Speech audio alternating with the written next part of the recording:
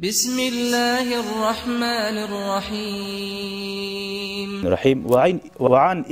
وعن ابن مسعود رضي الله عنه قال رسول الله Allah'ın elçisi sallallahu aleyhi ve sellem aytti. Ala uhbirukum biman yahrumu alan nar. Men sizge haber vermeyeyim mi? Kimni Allahu Teala qarqalasın cehennemge girmege haram etkenligi. Ulu zatçı, sen çarxın sağa cehennemge girmeydiğinizde ulu nasipçi. O dereceni almak için ne etme tağır eken? Qara güzeli. Av biman tahrumu aleyhin nar ya da kimge cehennem haram bula. Tahrumu ala kulli qaribin hayinin layinin sahlin degen.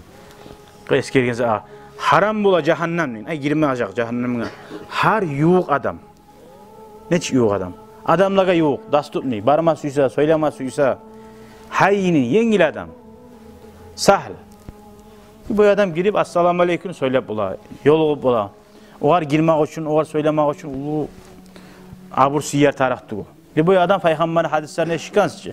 Hatta Qaravaş, Madine'de Qaravaş lab abursuzat diye. Tugum aldın kullanı vaktisinden. Gelip Peygamber'in kolundan tutup meni sana bir kulluğum var. Yürali bizge bağıt. Madine'nin bir başına ilal geti koyuydu bayta. Peygamber, meni koyali. Barali sen ne Abu Bakar As-Sabani ya da Osman As-Sabani iyi varmay. Meni tutkan mı? Ozu barak alaydı. Subhanallah. Yemişak, yengil adamlara yuğuk adam bayta. Söyle bulagan adam. Allah nasip etsin ya Allah. Bizge şüley hasiyatlar olma. Hasiyatlanıp cehennemge girme çarxı biz haram olup cennetke girmege çarxı biz borç bulan kuyda ya Allah. Amin amin amin. Sizge Allah razı olsun. Bu majlisi bizni aru arttırgan barakatların nurlandırgan. Korasiz aru yahlansa okula hadisler. Dağı da şu hadislerini kop eşitmege, anlanmege, paydalanmege Allah nasip etsin ya Allah. Peygamber aleyhissalatu vesselam'la şu hadislerini oturup eskirigen neyimik.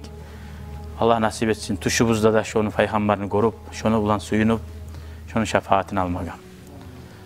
Velhamdülillahi Rabbil alemin.